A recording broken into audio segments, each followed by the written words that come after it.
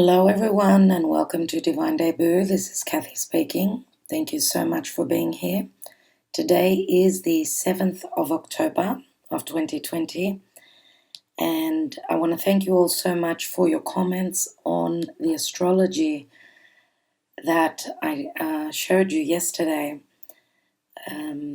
It's really helping me understand who is out there, what you're wanting to know, what you're needing clarity on. So I did say yesterday I would be back today. I want to go into a few details. But before I do that, I wanted to just mention that I will have in the description box below, you can find the 2020 readings for each zodiac sign. As we're coming to the end of this year, if you have not watched those two sets of readings, the first ones were just a preview, so I took a few cards. I am doing a horoscope reading, therefore I'm telling you what cards and what are the energies that you're working with in each area of life. So in house 1 all the way through to house 12. The next playlist is a more comprehensive, which I did for free.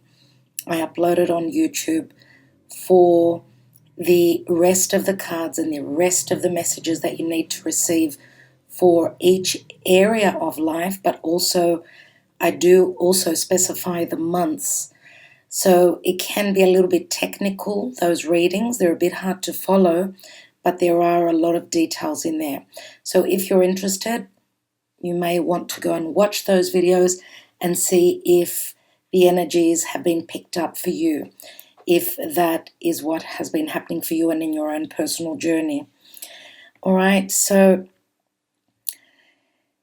7th of October. Now we know October and November are very difficult months, and that's why I'm going to go into some details and talk to you about what's coming up. Now I did mention yesterday Mercury, as you can see Mercury here, conjunct Juno, the asteroid of commitments, how we nurture, how we love. I mean, this is more about a committed partnership, but it's also something long-term. So is it how you're nurtured, or is it how someone nurtures you, or what are the energies playing out where commitments are concerned? We could say Juno is in Scorpio, so it's all about transformation, transforming relationships. Remember that the sun is in Libra. So happy birthday if it's your birthday today. Libra is partnerships, so the sun is shining the light. And remember that the sun speaks of generosity, it rules Leo. It speaks of equilibrium, the sun transiting through Libra, coming into balance and harmony. Okay, so having those important conversations. And remember that Mercury is digging up things that have been hidden. It's a sense of secrecy, Mercury moving through the sign of Scorpio. So the messenger of the gods is right opposite Uranus and Black Moon Lilith. They are conjunct, both at 9 degrees. Now Uranus is retrograde. So when we're in a retrograde, it's that we're given the chance to redo something. Remember that Uranus is also, it's anything to do with the future. So it's very futuristic. It's doing things in an eccentric new way. And Uranus is also the nervous system, as well as Mercury. Remember that Mercury rules Virgo and Gemini. So Mercury is the left brain, it's the logic, it's how we process, how we think. And Uranus is the right brain, which is that higher perspective, that higher mind. Remember that Uranus is the ethers. It's Uranus in mythology. Was the father of Kronos, which Kronos overthrew his father, took on the throne, and then karma came back to bite Kronos in the butt, and Jupiter was born and Jupiter is the grandson of Uranus. So Uranus can be something very shocking, very surprising. Remember that it's that 2020 vision. It is the ruling planet of Aquarius, and Aquarius is depicted by the eagle as Aquarian energy is very intelligent. This is great intelligence, right? So seeing the world from the sky, from the ethers, we get the perspective of seeing the whole picture. So, and of course, Uranus deals with technology. It's the internet, as well as humanity, right? Groups and associations. It's the people, okay? Remember that Aquarius holds very strong friendships, and Aquarius is the human being. If you notice the world card, right, it's got the 4 fixed energies there. It's got Leo, it's got Uranus, which is right opposite Leo, and then we've got Taurus and Scorpio, and Uranus is the water bearer. Back in the days, Uranus used to be classified, I should say Aquarius was classified as the water bearer. But now it used to be classified as a water sign. People still believe that it's a water sign, but it's not. It's air. And air is thought, it's perception, it's intelligence. So anything to do with the internet, okay, anything to do with the higher realms of the mind and the logic, which is Mercury. Now, I don't know if for some of you, your gadgets have been playing up. I've been noticing strange, weird things with the internet, with messages going lost. It's as though, and Mercury is in its shadow phase, coming up to the retrograde, which will be happening on the 14th of October. So therefore Mercury is slowing down. Things are starting to malfunction. Something is going on in the background. Okay, remember that this is an opposition. So something is happening on and I'm going to say, because remember that Mercury also rules, I should say, Virgo. And Virgo is the physical body. It's earth. It's grounding. Whereas Uranus is the sky. The sky is the limit. So something is happening in between the sky and the earth, the realms. Remember that Uranus is in Taurus, which is also the earth. It's the land, okay? So there is some sort of an opposition here. Now remember that Uranus can also be freaky weather. I do see Uranus as the tower in the tarot, and it is transiting through Taurus. So therefore, anything to do with self-worth, anything to do with the physical body, it can be quite a nerve-wracking time right now, where we could be very short-tempered, irritated. Remember that Mars is also retrograde. So we're wanting to start things, but we're not able to. It is squaring over to the stellium here in Capricorn. Okay, so even though these big planets have moved direct now, we've still got Mars retrograde and Mercury retrograde in the coming days. And the Mercury retrograde will be, it starts to retrograde at 11 degrees. So in a few days, once Mercury hits the 11th degree, it will station retrograde. And we know that when a planet is retrograde, it is very amplified. A retrograde planet is closer to the Earth, so therefore its energy is much more potent, especially when it is stationing either to go retrograde or stationing to go direct. So Mercury will station to go retrograde on the 14th, depending on where you are in the world, maybe late on the 13th of the month, and will start to move backwards. Not that it's moving backwards, it's our perception, it's our view from the Earth. It's an illusion, really. but it's a time that we're given to work through things, redirect the energies. Remember, the energies are turned inwards. It's not about moving forward. It's about stopping and doing the work that needs to be taken care of. What is Mercury? It's understanding, it's conversations, it's communication, it's business, it's collaboration. So it will start to move retrograde, and it will continue to retrograde. Mercury retrogrades for about 3 weeks until the 3rd of November, when it will stop, station at 25 degrees of Libra, station and then turn direct, and it will start to go backwards and cover the same area, okay, that it's been moving over now in its shadow phase, okay? So we will be revisiting these days, this time, after the 3rd of November. Right, okay, so as I said, we could have surprising, shocking news. This aspect is exact in a few hours, okay? And usually something is shown before the exact aspect. It can happen just after as well, but usually it's coming up to the exact meeting, okay? So Mercury opposition Uranus. All right, what else did I want to tell you today? Okay, the moon is still in Gemini, and what's interesting is that it is in an inconjunction to Aries.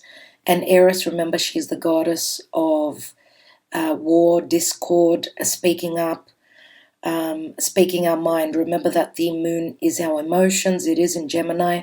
Gemini is all about communicating. It's about trying to make a decision.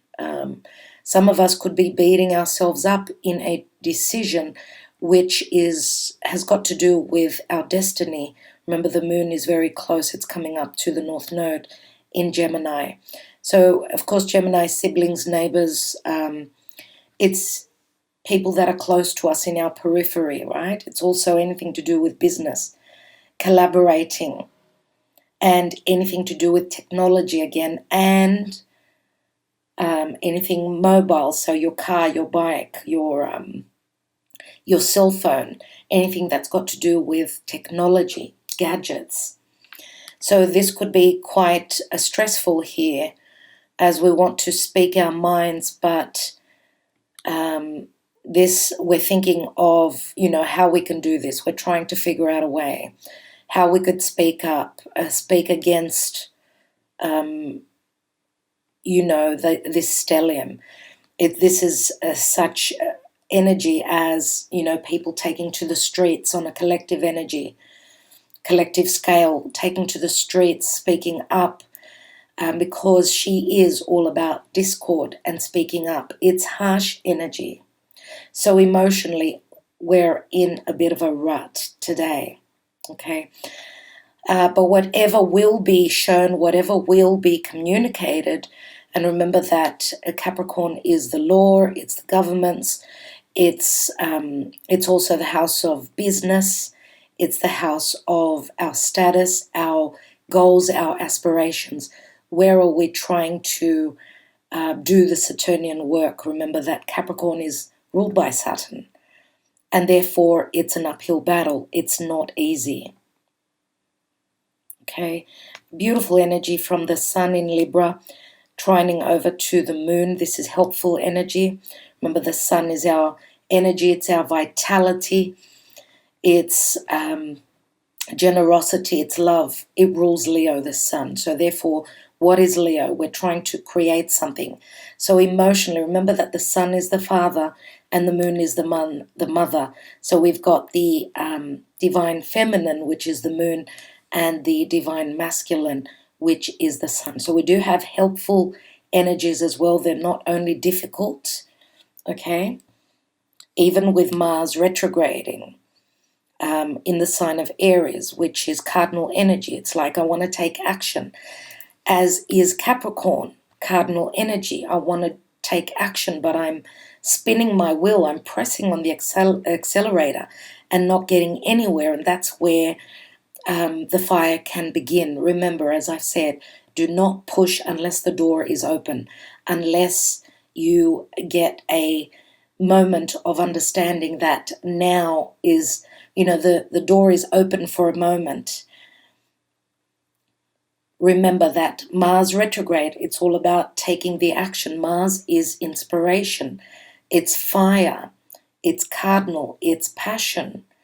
And when we cannot move forward with our desires, remember that we've got Pluto squaring Mars, Mars squaring Pluto, and this aspect will be exact in 2 days. Remember, especially, and I want to say this is very important, as we've got Mercury in the sign of Scorpio,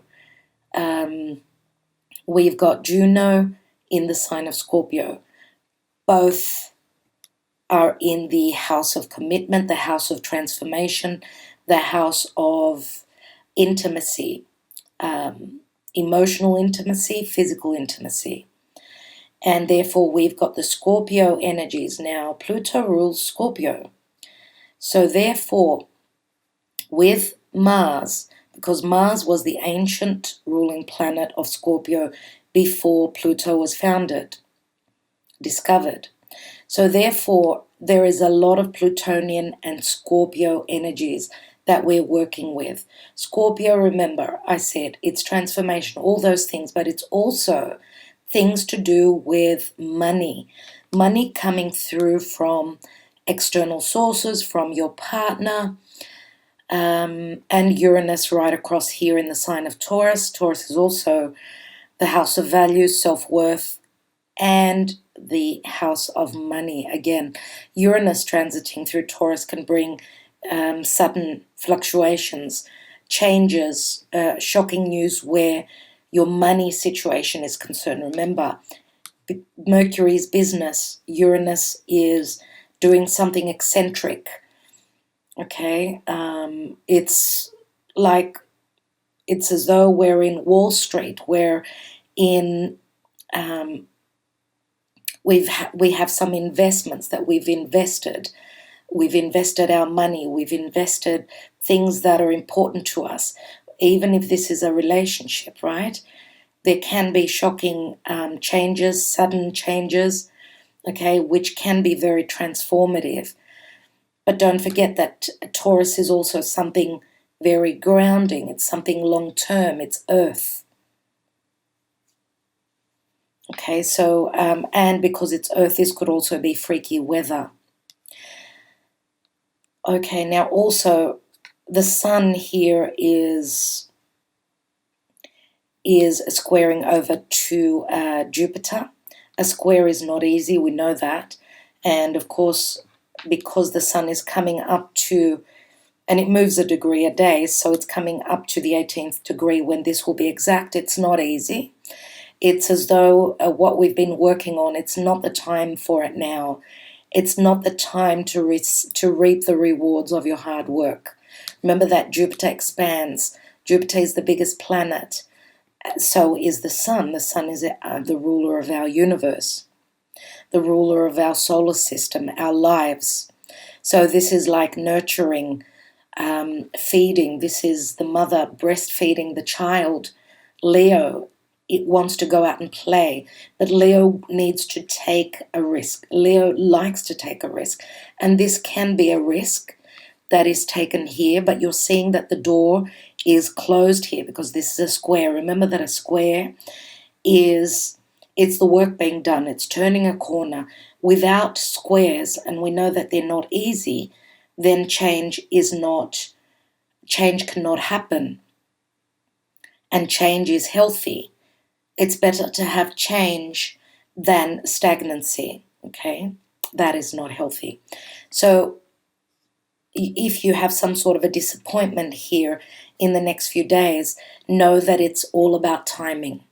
Okay, let's go back to Mars squaring over to Pluto.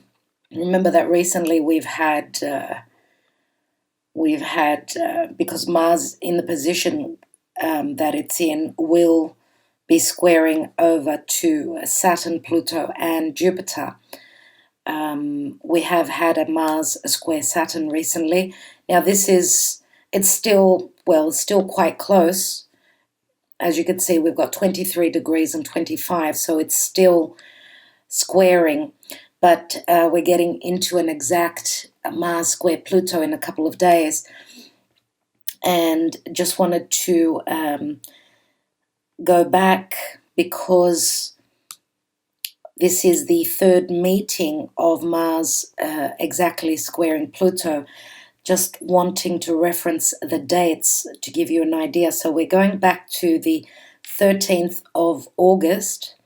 So the 13th of August of 2020, we had Mars moving direct, squaring over to Pluto, which was retrograde, okay, at 23 degrees. And then on the 10th of September of the 9th, Mars turned retrograde at 28 degrees. So Mars went all the way up to 28 degrees of Aries and stationed and started to turn retrograde. Pluto, on the other hand, has recently moved direct. So on the 4th of October, it stationed and turned direct at 22 degrees of Capricorn. Okay, and now the second meeting, which is happening in a couple of days, which today is the 7th, so on the 9th, we're having Mars retrograde. As you can see, it's at 23. It's squaring over to Pluto direct now. So they will be meeting at 22 degrees, squaring. That's their second meeting. Now, on the 14th of November, Mars will be turning direct at 15 degrees. So Mars will go all the way back to the 15th degree. Okay, so Mars went up to 28 degrees in Aries, stationed, turned retrograde, and will come back all the way to the 15th degree when it will station to turn direct in the middle of November. Now, the third and last meeting of Mars and Pluto will be on the 23rd of December, okay, as Mars will be then direct, squaring over to Pluto, okay, direct. It should be around the 24th degree mark. Okay, so let me just check on that for a second. Yeah, so I just went forward to the 23rd of December of 2020. There we go. It's Pluto is at 2354. Well, they meet, they're exact at 2355, which is practically the 24th degree. But what's interesting here is that, as you can see, Saturn and Jupiter have now moved into Aquarius. So it's very different. The energies will be very, very different. Jupiter moves into Aquarius on the 19th of December, and the day after, Saturn ingresses, I should say, into Aquarius the day after on the 20th, okay? So that's going to be a very interesting time, as that will be the last exact square where both these malefic planets will be in direct motion. They will have done the work, and both these planets, Mars and Pluto, are the ruling planets of Scorpio, which means the transformation has taken place, okay? All right, so let's go back to the now. Okay, so in about 5 days, so around the 12th of the month, we're having Jupiter sextile Neptune exact. As you can see, the sextile is already here. It is a positive aspect, but remember that a sextile is that we need to do the work. It's helpful energy, but if you don't move your hands, if you don't take action, you don't reap the results of this beautiful connection, because it is a beautiful connection. Remember, Jupiter is anything to do with abundance. It's truth. It's Jupiterian. We know it's that stardust, it's the blessings. Jupiter is also very spiritual, as well as Neptune. Neptune is also spirit. Remember that Neptune is the ruling planet of Pisces. We're all as one. The downside to Neptune is escapism. It's illusion. So the bad thing, the negative thing, is that Jupiter can expand on some sort of over-optimism as well. So that's the negative way that this could work out. But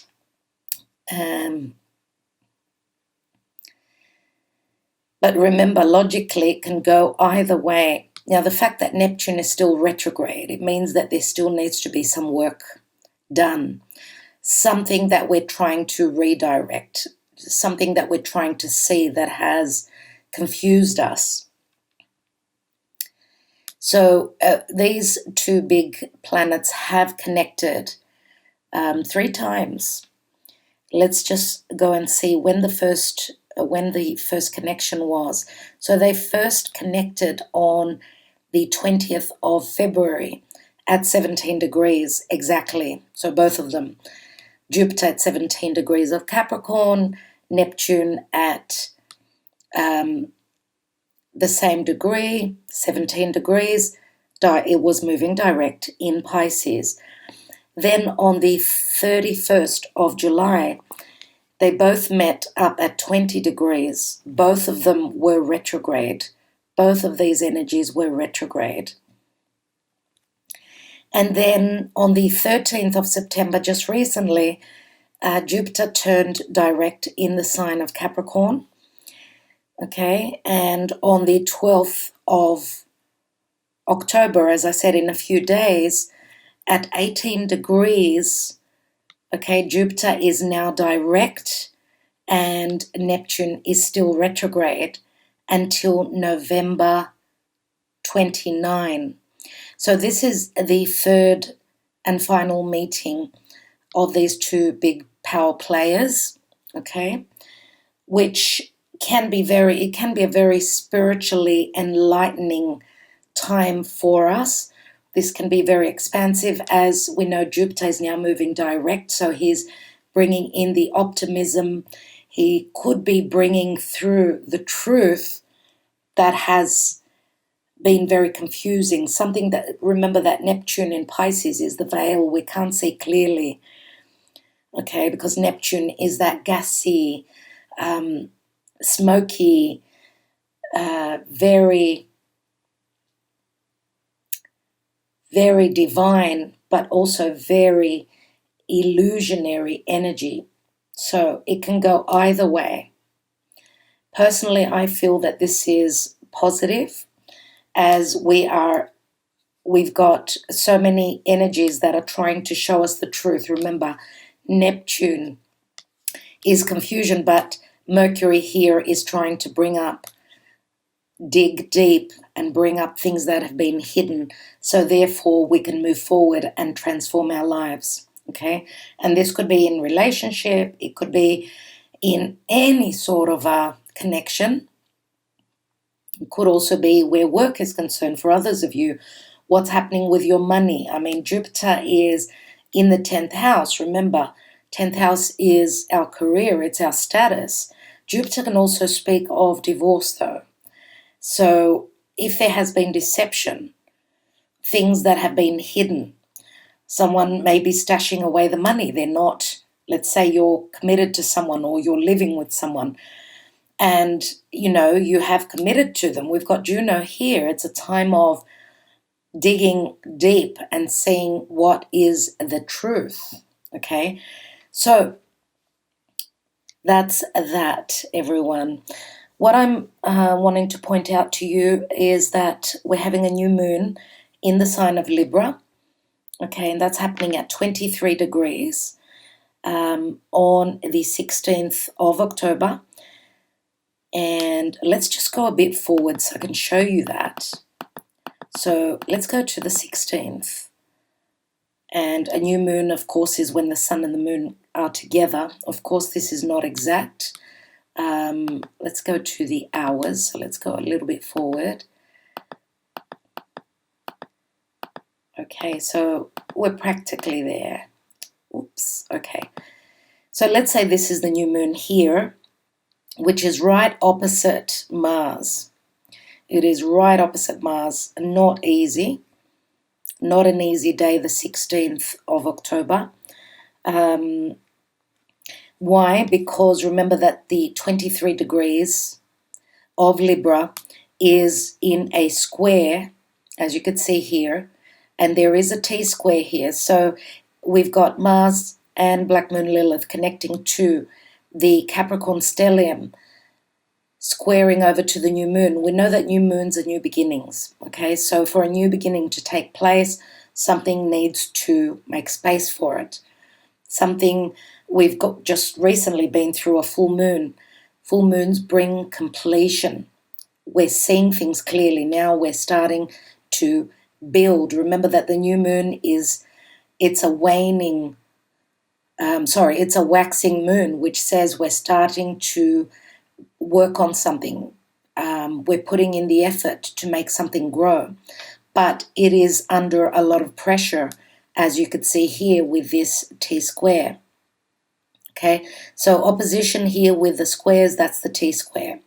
All right, but we've also got another T-square here to what will be shown to us where health issues are concerned. Remember that Hygeia is an asteroid, could be classified soon as a dwarf planet, but we've still got a pressure cooker here. So the energies are very pressurized on the 16th. Very difficult day. Let's go back to the 13th. What am I doing?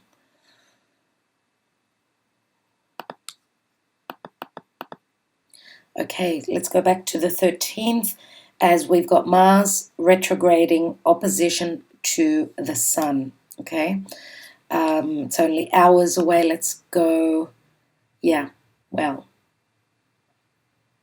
20 or 21 degrees, doesn't matter. It's practically there on the 13th or the 14th, wherever you are situated in the world. We've got Mars retrograding opposite the Sun. Not easy energies. Not easy at all.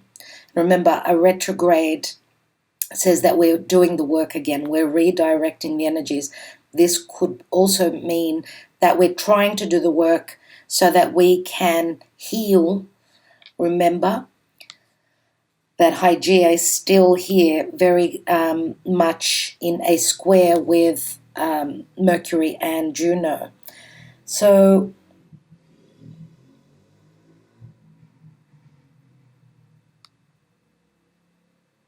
yeah, and on the 16th, again, remember that this T-square is also difficult here with Mercury, Juno, and it's exact. All right. So this can be a situation that could be either, what it reminds me of is like a diamond in the rough. A diamond is born. Through this pressure, something is coming through. Something that could bring us healing, okay, in the near future, as we're still working with very harsh energies. Remember, on the 16th, we've also got Venus, which is in a beautiful trine to the stellium here. She's starting to trine over to Jupiter. Jupiter and Venus, this is a beautiful time to do the work, start a new project, okay?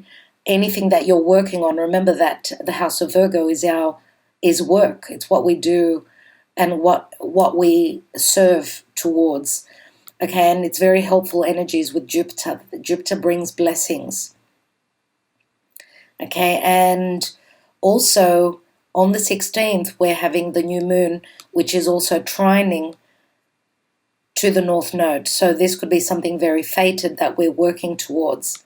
The new moon also sextiles the South Node. So this is help in letting go of what we need to shed, old outworn beliefs, which is the South Node in Sag, and work towards our future and our fate, as we've also got the South Node trining over here to Mars, okay? 21 degrees, 20 degrees. So this is helpful energy to shed that old karma, an old situation, something that's very familiar. It's outworn, it's outdated, okay? As I said, we don't go backwards, moving healthily forward as Chiron is still in a beautiful trine to Hygeia by the 16th. Okay, so wonderful. We've got some wonderful energies and some challenging energies as well. That's how the stars always work. It's all about trying to find the fine line, the balance, remember. Okay, so I think I will leave it there for today. I do hope that this gave you a little bit of clarity, and I want to thank you again all for liking, sharing, subscribing, and commenting. And for all the support that you show by even sharing this video. Thank you so much. What I want to do is finish the October, November, December. So those of you that have not received for the next 3 months, so I'm talking about Capricorn, Aquarius, and Pisces, I will be doing your readings today. So thank you for your patience. And I will also be doing a Mercury retrograde for each individual sign, just like my Mars retrograde video that I have in the description box below.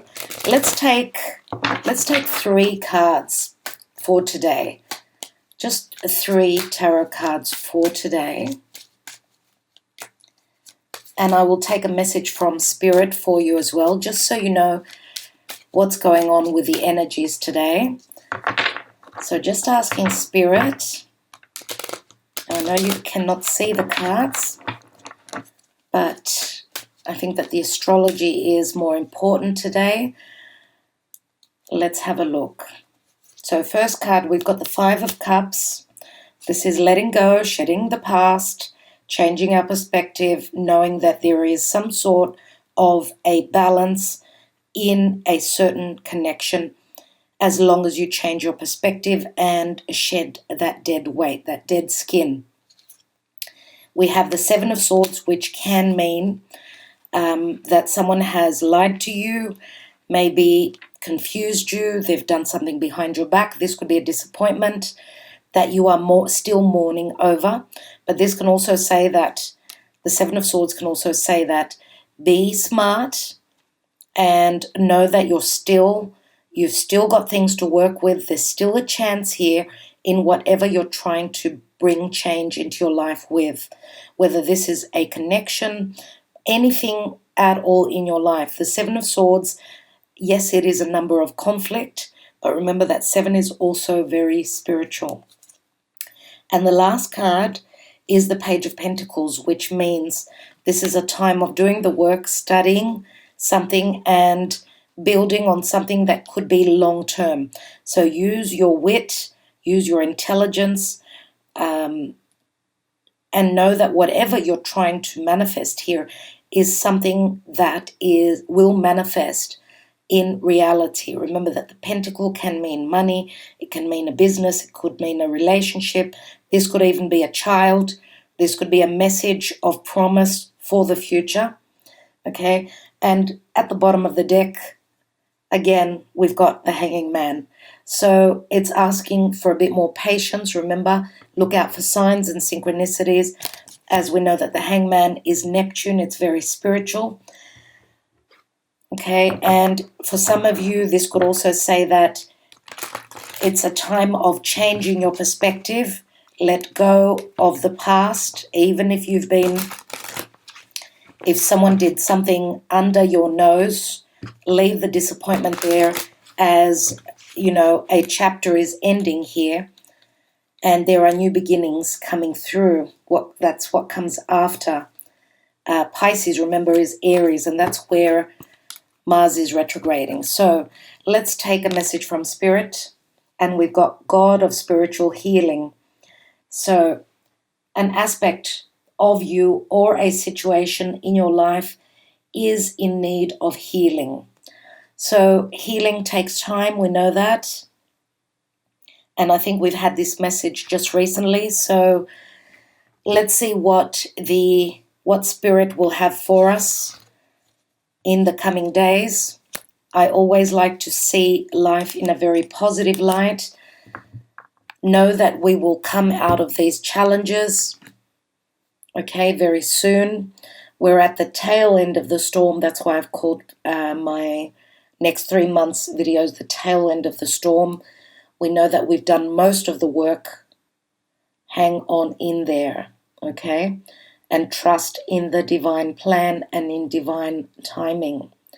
All right, everyone, much love, much light. Love you all. Wishing you well. Until the next video.